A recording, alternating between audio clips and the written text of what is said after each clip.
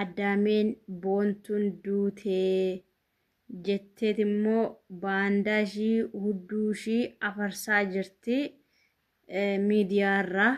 Kanaafiyyuu mucattiin kun yeroo lafa kanarra jirtu lubbuudhaanii wan ishii irratti hin raawwanne hin jiru. Innaallee ishii waanaa bitee abbaan manaa koo jetteellee isinitti agarsiifattu hacaacca meeqatti deebisaa turtanii jechaadha. Itti dubbachaa turtaniin argaa turre. Kanaafiyyuu immoo foolorii keessan ittiin guddifachuudha jettanii immoo waan ishii agaddita fakkaattanii shunkurtiin ija keessan gubetti bishaan ija keessanitti naqattanii immoo akka waan ishee dhaabochanii godhattu jechaadha. Baay'inni keessan midira xurumbaa ማለት ነው kan isinii jechaadha. Kan namaa boochanii imimmaan keessan xabbi namaa gootanii miti jechaadha. Isin otoo argattanii nama tokkoon qabdanii otoo haqimiin keessan isinii baasee isin tokko keessaniin kan nama ajjeeftanii nama sana foolottiin guurrattanii hunda keessanuu hin beekna jechaadha. Kanaafiyyuu mucaan kun immoo rakkina guddaa hoo abbaa manaa ishee wajjin qabaatte ta'e akkana of gooti malee ummata kotte duudaa kana ummata gurra hin qabne ummata ija hin qabne ummata kotte duudaa ummata bohaayiqaa kanaa jette lubbuu ishii balleessite waaqa ishii wajjin wallulti jedhee ani konkumaa hin yaadu jechaadha. Bakka kanumaan ani kanan fudhadhu jechaadha. Mucaan kun immoo kittiin zoorri jettee waan isin jettan laaluu fi yookittiin immoo abbaa manaa ishee wajjin simimminnatii wayii hin jiramu.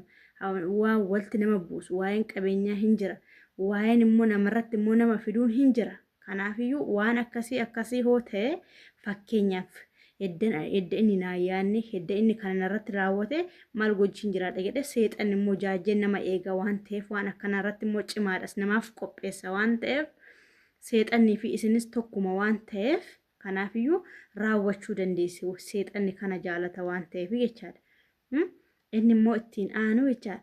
Hundumti keessanuu waan mucaa kanaa gadditan sinti fakkeessina baqa fakkeessina hin sobdu Itoophiyaarra ta'eefuu biyya alaarra ta'eefuu teessanii hin fakkeessina baqa dubbii fakkeessaa dhiisa irra dibaa dhiisa baqa homa isin hin godhu.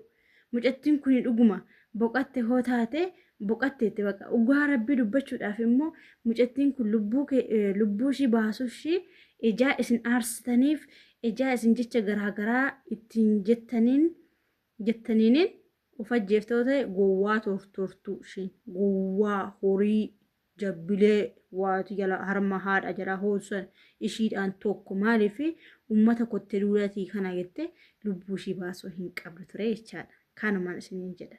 Ishee sheer walii godhaa fi wal biraan ga'a. Ishee